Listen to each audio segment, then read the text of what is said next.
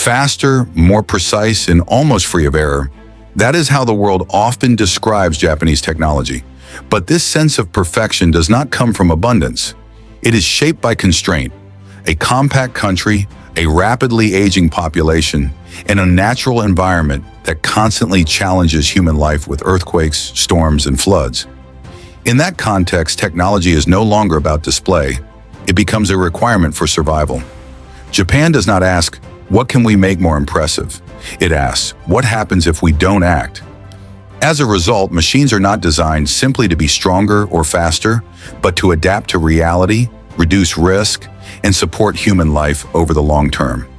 Systems that operate quietly, solutions hidden beneath the surface, and ideas that may seem strange at first all make sense when placed in the right context. This is not a story about the future. It is how Japan solves today's problems using tomorrow's way of thinking.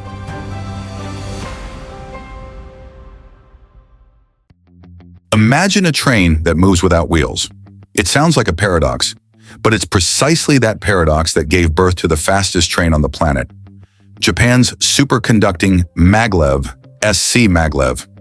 For more than a century, trains have relied on steel wheels, rolling over steel rails. But beyond a certain point, those very wheels become the enemy. Once speeds exceed 300 km/h, friction between wheel and rail leads to slipping, wear, vibration, and instability.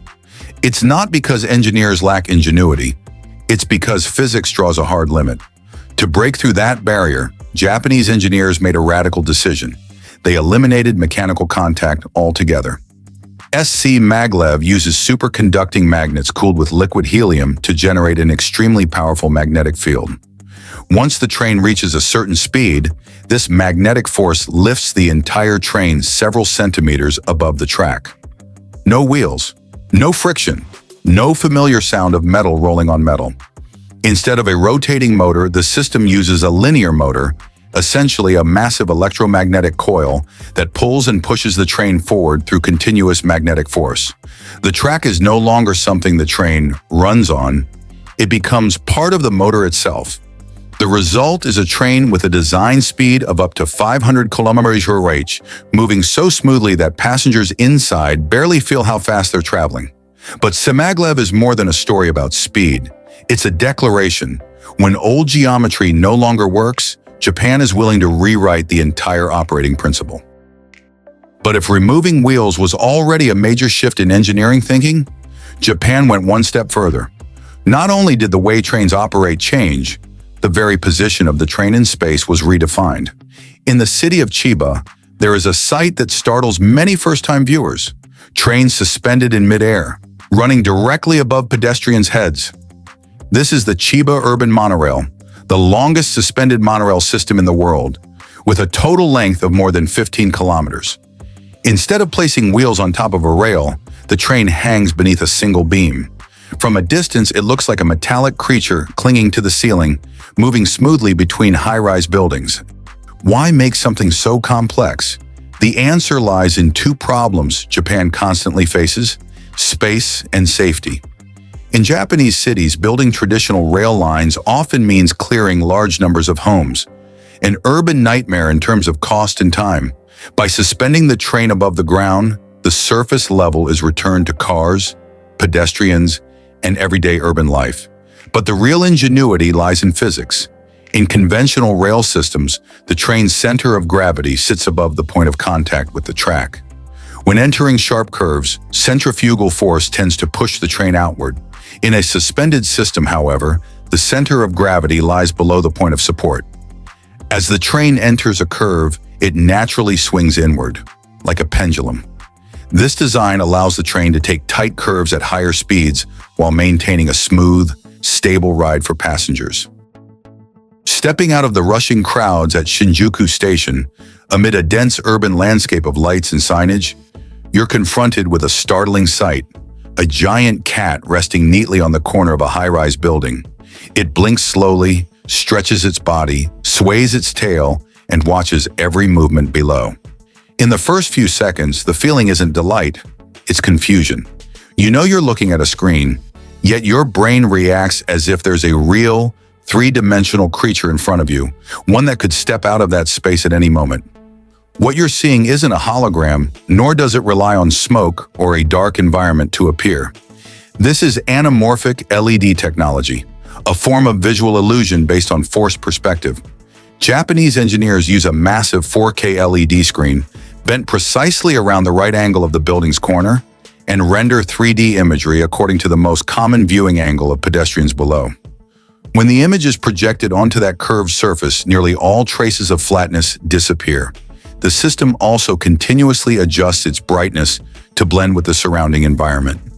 Powerful enough not to be washed out by daylight, yet soft enough at night to feel like a physical presence. In doing so, Japan has transformed billboards from flat, two-dimensional displays into storytelling spaces, where the boundary between reality and illusion becomes increasingly blurred. From deceiving the human brain with visual illusions, Japan is now moving one step deeper, teaching machines to understand biology. It's no longer enough for machines to recognize shapes or colors. They now have to understand how crops grow, and when humans typically decide it's time to harvest. In Japan, where the average age of farmers has surpassed 67, many greenhouses no longer show the familiar sight of people bending down to pick fruit. Instead, that job is increasingly handled by harvesting robots developed by Agrist. But Agrist is not chasing the idea of a single, all-purpose machine. Instead, they build multiple robot variants that share the same AI brain, while differing in form and movement to adapt to specific farming systems. One group of robots is suspended from overhead cables or frames above the crop rows. These robots move while hanging inside the greenhouse, approaching the fruit from above, an approach especially suited to tall, trellised crops such as bell peppers.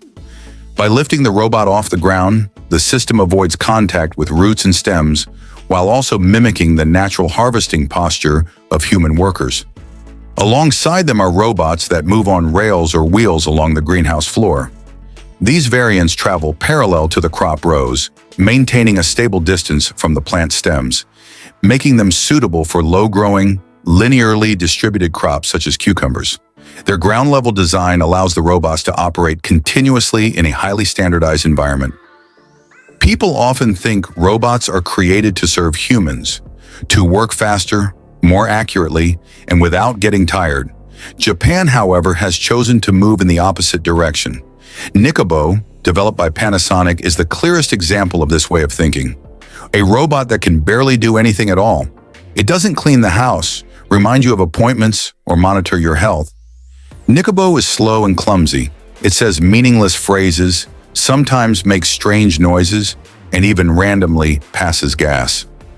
But for Japanese engineers and psychologists, this was the goal from the very beginning. Social research in Japan shows that in an aging society, people, especially the elderly, are more likely to feel unnecessary and useless. When robots perform tasks better than humans, they don't just replace labor, they also quietly erode a person's sense of purpose and value. Nikobo was designed to break that cycle.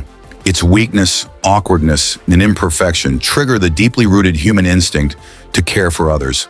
Elderly users talk to Nikobo, adjust its posture, notice when it has been silent for too long, and feel that they are needed. Instead of being cared for by a robot, they become the caregiver. Rather than creating robots to take care of people, Japan chose to create a robot that people take care of. But not every machine is born to fill an emotional void. Some machines are created to amplify human physical power and push imagination directly into the physical world. With Archax, Japan is steadily turning anime-like fantasies into reality, not through visual effects, but through steel, hydraulic oil, and the cold calculations of mechanical engineering. Inside a Tsubomi Industries workshop, an image once confined to screens now stands in front of you. A piloted robot, roughly 4.5 meters tall, weighing over 3.5 tons, built as a genuine industrial machine rather than a display piece. Its entire body is formed around a load-bearing steel frame, driven by a high-power hydraulic system with 26 independent joints. This configuration allows the upper body and arms to perform complex, coordinated movements with precision and force. The operator sits inside a sealed cockpit, observing the surroundings through a 360-degree camera system and controlling motion using joysticks and foot pedals, similar to operating heavy equipment. The machine has two clearly defined operating modes. In upright mode, it stands tall to enable precise manual manipulation. In low center of gravity mode, it lowers its stance and moves on four wheels at speeds of up to 10 kilometers per hour, prioritizing stability during travel. For Japan, bringing a real-world Gundam to life is not a technological gimmick or a novelty project. It represents a logical step for an industrial society seeking to extend human capability through machines, transforming fantasy into functional hardware while redefining how far mechanical engineering can push the human body. In this vision, pilots, machines, and engineering discipline merge, opening new industrial applications, research pathways, and ethical questions about augmentation, control, safety, responsibility, and relationships between humans and technology. The wonder of the land of the rising sun is not found only in the sky with its high-speed trains, or on the surface with cities that operate with minute-level precision. It lies much deeper, beneath the ground. Just below the suburbs of Tokyo sits GCANS, the world's largest underground flood control system, a structure whose most critical components are almost completely invisible to the people living above it. The Greater Tokyo area, home to more than 38 million people, is built on the Kanto Plain, a low-lying region crisscrossed by numerous small rivers and directly exposed to heavy rainfall, tropical storms, and rising floodwaters. With such extreme population density and economic value, even a single major flood could paralyze transportation networks, industry, and daily urban life. For Japan, allowing its cities to flood is simply unacceptable. GCANS was designed as a massive underground drainage lung. The system consists of 5 enormous concrete shafts, each about 70 meters deep, connected by more than 6 kilometers of underground tunnels.